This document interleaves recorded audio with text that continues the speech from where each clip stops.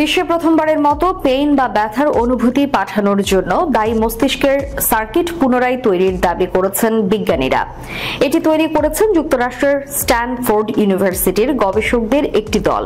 তারা বলছেন, ব্যথাজনিত বিভিন্ন রোগের ক্ষেত্রে আরও ভালো চিকিৎসা ব্যবস্থা বিকাশে সহায়তা করবে তাদের এই সাফল্য।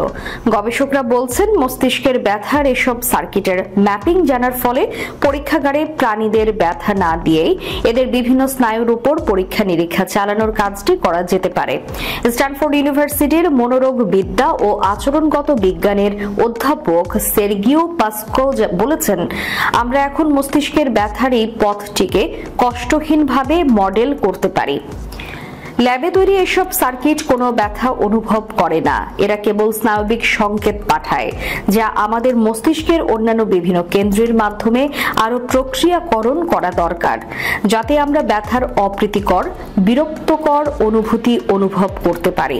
প্রথমবারের মতো বিজ্ঞানীরা শরীরের ত্বক থেকে মস্তিষ্ক পর্যন্ত ব্যথা অনুভব করার জন্য দায়ী স্নায়ুপথের বৈদ্যুতিক কার্যকলাপের ভ্রমণ দেখেছেন বলে প্রতিবেদনে লিখেছে ব্রিটিশ দৈনিক ইন্ডিপেন্ডেন্ট।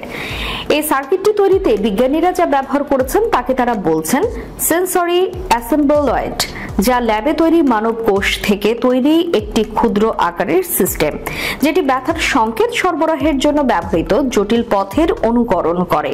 তারা বলছেন, এসব অ্যাসেম্বলয়েড এখন ব্যথানাশক পরীক্ষা করতে, স্নায়ুর আঘাতের উপর গবেষণা করতে, এমনকি রোগীদের জন্য ব্যক্তিগতভাবে চিকিৎসা পদ্ধতি তৈরিতেও সাহায্য করতে পারে। কিছু মানুষ কেন দীর্ঘমেয়াদী ব্যথায় ভোগেন, এর মাধ্যমে তা আরো ভালোভাবে জানা যেতে পারে।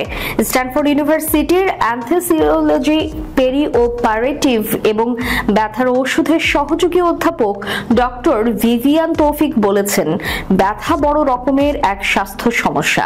এ গবেষণায় জড়িত ছিলেন না ডক্টর তৌফিক।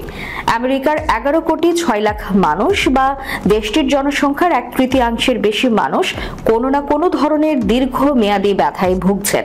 আমি আপনাকে বোঝাতে পারছি না দীর্ঘমেয়াদী ব্যথায় ভুগছেন এমন একজন রোগীর সামনে বসে থাকা কতটা দুঃখজনক।